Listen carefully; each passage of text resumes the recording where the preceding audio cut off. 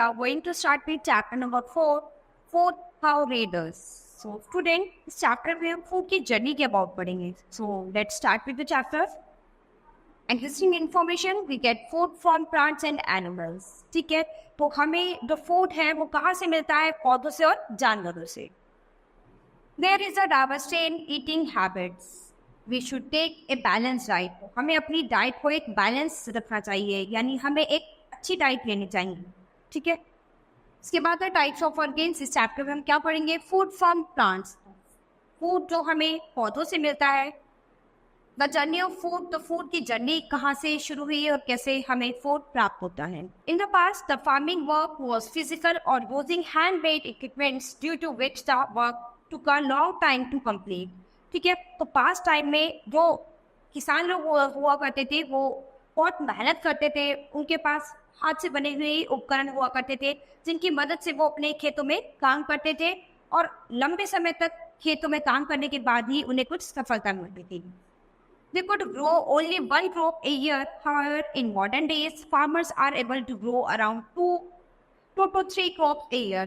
तो उस समय में, पहले समय में वो केवल साल में एक ही फसल उनकी ग्रो हो पाती थी, उग पाती थी. लेकिन आज के मॉडर्न समय में किसान लोग वो है वो साल में 2 से 3 फसलें बना लेते हैं. Have you ever visited a farm where? क्या आप कभी किसी फार्म में विजिट करने गए हैं? तो कहाँ गए हैं? Which crops are grown in around your city or town? तो आपके जहाँ पर भी रहते हैं, आप किसी सिटी या टाउन में जहाँ पर भी रहते हैं, आपके आसपास कोई ऐसी फसल है जो अच्छे से ग्रो हो रही हो जिसको आप देखकर पहचान सकते हो. All living things need food. तो हमें सभी को रहने के लिए, जिंदा रहने के लिए, जितने भी लिविंग थिंग्स है सभी को खाने की जरूरत होती है. चाहे इंसान हो, पेड़ पौधे हो, जितने भी लिविंग थिंग्स है सभी को जीने के लिए फूड की जरूरत होती है. Food help us to grow. We also need food to work and play. It provides us much energy. तो क्या है? फूड जो है हमें ग्रो करने में हमारी मदद करता है और हमें खाने की ज़रूरत होती है काम करने के लिए, खेलने के लिए और भी बहुत सारी चीज़ें जिनकी वजह से खाना जो है हमें एनर्जी भी देता है.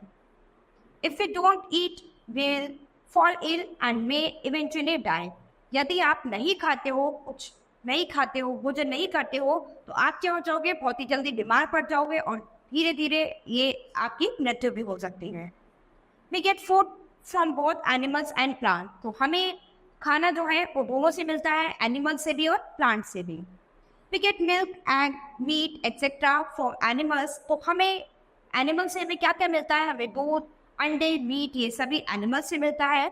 Milk is also use to make many products like ghee, butter, cheese etcetera. तो दूध से हम बहुत सारे प्रोडक्ट बना सकते हैं जैसे कि घी, बटर, चीज, ये सभी हम दूध से बना सकते हैं. We get food items like vegetables, fruit, grains, all seeds, spices, etc. from plants. तो ये सभी आइटम्स, फल, सब्जियां, मसाले, ठीक है, ये सभी हमें कहाँ से मिलता है? पौधों से मिलता है. In this chapter, we will discuss about the food which we get from plants. इस चैप्टर में हम यही डिस्कस करने वाले हैं कि हमें जो खाना है वो पेड़ पौधों से, ये भोजन हमें कैसे प्राप्त होता है. Food from plants, fruits. ठीक है, तो वो भोजन जो हमें पौधों से मिलता है, तो सबसे पहले हम फ्रूट्स के अबाउट डिस्कस करेंगे. We all like to eat fruits. हम सभी को फ्रूट्स, फल खाने बहुत पसंद है. We get fruits from plants. Fruits like mangoes, apples and bananas are freshly fuse. ठीक है, तो हम सभी को जो फ्रूट्स है, फल जो है वो कहाँ से मिलते हैं? पौधों से मिलते हैं. तो ये जो फल जो है जैसे कि मैंगो, एप्पल, बनाना, ये सब हमारे मनपसंद फ्रूट्स होते हैं. Walnuts and almonds are dry fruits. तो वॉलनट्स और आलमंड्स जो है वो मेरे ड्राई फ्रूट्स के रूप में होते हैं. ऑरेंज, लेमन एंड आंवला आर सिट्रस फ्रूट्स. तो ऑरेंज, लेमन और आंवला जो है वो हमारे सिट्रस फ्रूट्स के अंतर्गत आते हैं, यानी रसीले फल के अंतर्गत. Some fruits like apples contain fibers which help flushing the wastes out of the body. ठीक है, तो कुछ फ्रूट ऐसे होते हैं जैसे कि एप्पल जो होते हैं हमारी बॉडी से जो हमारे बेकार की जो गंदी चीज़ें होती है, वेस्टेज जो होता है हमारी बॉडी में, उसको बाहर निकालते हैं. इसके बाद हम पढ़ेंगे वेजिटेबल्स. तो वेजिटेबल्स भी हमें प्लांट से ही मिलती हैं. Vegetables are the important part of our diet. Vegetables जो है हमारी डाइट का सबसे इम्पोर्टेंट पार्ट है, यानी सब्जियां नहीं होंगी तो हमारी कभी भी डाइट पूरी नहीं हो सकती। Vegetables are the parts of plants such as roots, stems and leaves which are eaten as food.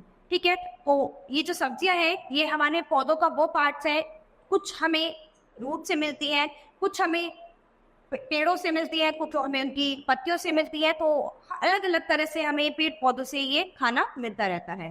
Turnips, carrots and radishes are roots.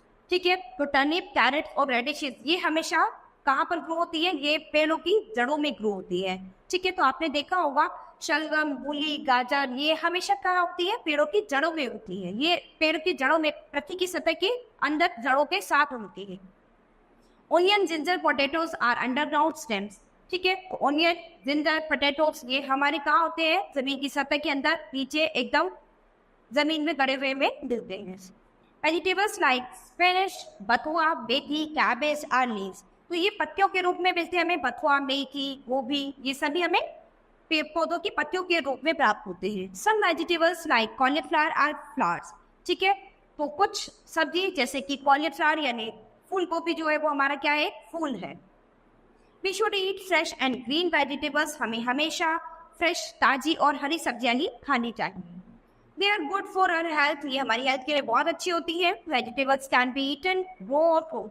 तो सब्जियां जो है हम वो कच्ची और पका के दोनों तरह से खा सकते हैं। तो कुछ सब्जियां ऐसी भी है जो आप कच्ची भी खा सकते हो और पका के भी खा सकते हो, और कुछ सब्जियां ऐसी है जो आप केवल पका के खा सकते हो, कुछ सब्जियां ऐसी भी है जो आप केवल कच्ची खा सकते हो। ठीक है, इसके बाद है grains. wheat, barley, rice, millet, maize, etc. are the food grains or grains that we commonly eat. ठीक है, तो हम इन सभी को खाते हैं, इन सभी के बिना हमारा भोजन पर्याप्त नहीं होता। Wheat is ground into flour and is used for making chapatis, bread, cakes, etc. Rice is staple or basic food in many parts of the country. It is used for preparing food stuff like idlis, dosas, pulao, etc. ठीक है, तो हम आटे से हम क्या क्या चीजें बना सकते हैं? चपाती, ब्रेड, केक्स ये सभी चीजें बना सकते हैं। और चावल जो है, चावल भी हमारे बेसिक फूड है। बहुत सारी कंट्री में ये बेसिक फूड माना जाता है। तो बहुत सारी कंट्री में आप देखेंगे कि चावल के बिना उनका भोजन पूरा नहीं होता।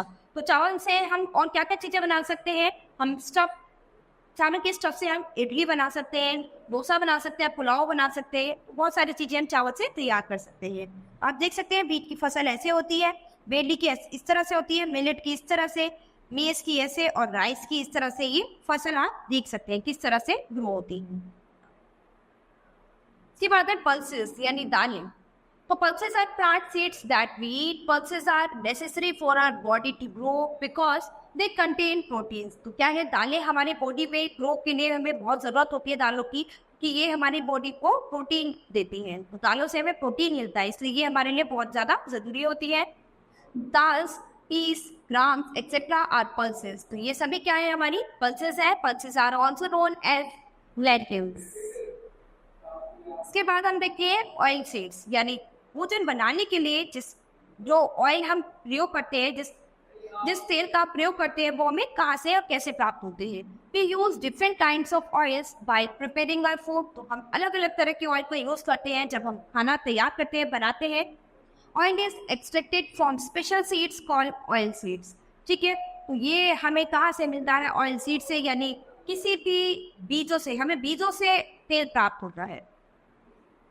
Most of the oils are obtained by crushing the oil seeds. तो ज़्यादातर ऑयल हमें कहाँ से मिलता है? ऑयल सीड्स यानी ऑयल के बीजों को क्रश करके उनसे हम तेल निकालते हैं।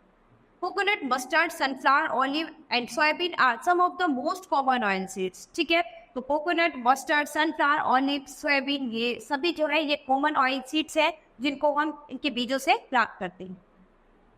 इसके बाद आती है आपकी spices.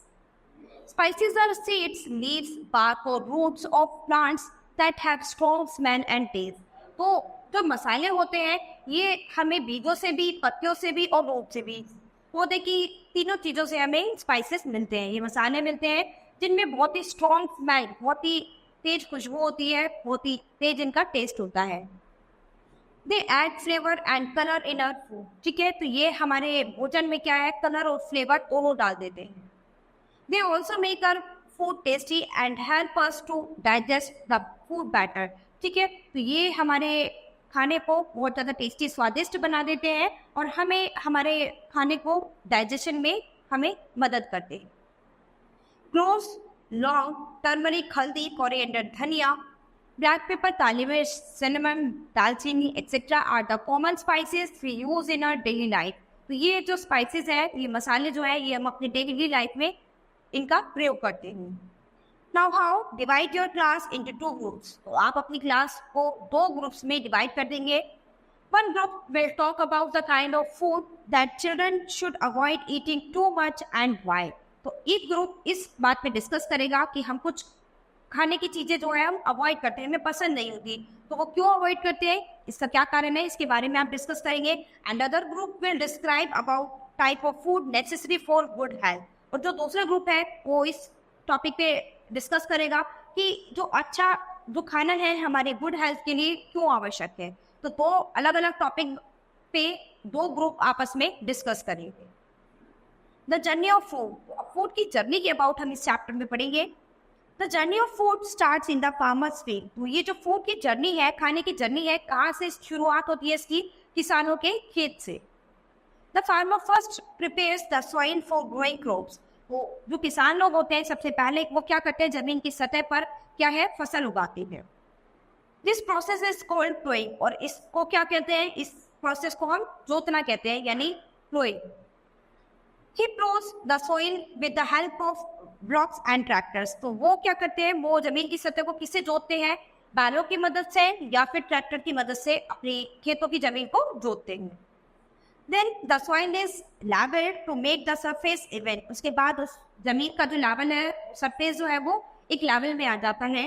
The farmer then sows the seeds manually at the correct depth and distance। उसके बाद जो किसान होता है वो अलग अलग डिस्टेंस पर वहाँ पर बीज बिखेर देता है। Seeds are planted in the right season। तो जब सही सीजन आ जाता है तो बीजों में से पौधे उग जाते हैं। He adds manure to make the soil rich in minerals। Big farms use a machine called seed drill to sow the seeds। तो जो बड़े बड़े फार्म होते हैं, बड़े बड़े खेत होते हैं, वहाँ पर किसान लोग क्या करते हैं, मशीनों का प्रयोग करते हैं बीजों को बिखेरने में। ठीक है, अपने खेतों में बीजों का बिखराव करने के लिए वो मशीनों का प्रयोग करते हैं। Crops need water to grow. ठीक है, फसलों को ग्रो करने के लिए जो फसल है वो ग्रो कैसे करेंगी, इसके लिए उन्हें पानी की जरूरत होती है। The supply of water to crops at different intervals is called irrigation. The requirement of water varies according to the type of crop. ठीक है, तो हर फसलों को अलग अलग तरह के पानी की जरूरत होती है, किसी को कम पानी की, किसी को ज्यादा पानी की। ठीक है, when the seeds grow into saplings, the farmer starts removing weeds। If they are not removed, they take up all the manure and water meant for the crop। ठीक है, और growing crops, the farmers need to protect them from insects, birds and other pests। तो जैसे जैसे धीरे धीरे फसलें grow होती रहती है, पानी मिल जाता है, तो उसी हिसाब से फसलें ग्रो होती रहती है। अब जब फसल बनकर तैयार हो जाती है तो आपको उनके बचाव की भी जरूरत होती है, क्योंकि उन फसलों पर बहुत सारे कीड़े मकोड़े, चिड़िया और बहुत सारे छोटे मोटे कीट जो होते हैं वो उनको खाने के लिए तैयार रहते हैं। अब आपको उनको उनसे भी बचाव करना है इतना। For this they spray pesticides on crops and scarecrows in field। तो इसके लिए हम क्या करेंगे, स्प्रे करेंगे कुछ कीटनाशक, फसलों पर कुछ कीटनाशक दवाओं का छिड़काव करते हैं और अपने खेतों में स्केरक्रो लगाते हैं। स्केरक्रो एक बिजुका होता है, एक ढांचा सा होता है कि जिसको देखकर चिड़िया विड़िया कोई भी पक्षी वगैरह जो है वो आकर फसलों को नहीं खाते। तो क्या है, लोग अपने खेतों में स्केरक्रो लगा के रखते हैं कि जिसकी वजह से खेतों में कोई भी पशु पक्षी आकर इन बीजों को ना खा जाए। After about 6 months when the crop ripens, it is harvested। तो क्या है, अब जब 6 महीने बाद जो आपकी फसल जो है वो पकने लग जाती है, तैयार हो जाती है, तो उसको हम क्या कहेंगे, हार्वेस्टेड। ठीक है, harvested time is a busy time for the farmer. तो क्या है, ये जो हार्वेस्टेड टाइम होता है, अब फसल तैयार हो गई तो ये समय जो है किसानों के लिए बहुत ही बिजी टाइम होता है, व्यस्त होता है, क्योंकि अब उन्हें सब फसलें काटनी होती हैं। The farmers separates the seeds from the plants and packs them in sacks। Farmers usually keep some seeds from their harvest to plant in the next season। The harvested crops has to be sold quickly because some fruits and vegetables are perishable and can't be stored for long. ठीक है, तो वे अपनी फसलों को बहुत ही ध्यान से काटते हैं, अपने फलों और सब्जियों को, और इसमें से कुछ फल और सब्जियों को वो क्या करते हैं, स्टोर करके रखते हैं, क्योंकि अगले साल एकदम से उन्हें वे फल सब्जी सीजन में नहीं मिलेंगी, तो अगले सीजन के लिए वो कुछ फल और सब्जियों को लंबे समय तक स्टोर करके रख लेते हैं। These crops are quickly transported to the market और मंडी for sale। और बाकी की जो फसल होती है वो उसको जल्दी से मंडी में या फिर आसपास की मंडी में, मार्केट में सेल के लिए भेज देते हैं। On tractors, trucks और bullocks carts, sometimes this food has to be processed in special factories। कभी कभी ये जो इस तरह का जो भोजन होता है वो स्पेशल फैक्ट्रीज में भी तैयार होता है, इनका प्रोसेस होता है, तो वहां पर भी फल और सब्जियां भेज दी जाती हैं। Rice and pulses are transported to mills for polishing before they can be sell to a mandi for further distribution. तो राइस और पल्सेस, ये चावल और दालें जो होते हैं, वो सबसे पहले हम क्या करते हैं, ऐसी मिल में भेज देते हैं जहाँ पर इन पर पॉलिश होती है। ठीक है, तो पॉलिशिंग के लिए पहले वहां पर भेजते हैं, उसके बाद वहां से वो लोग क्या करते हैं, मंडी में उसे सेल के लिए भेजते हैं।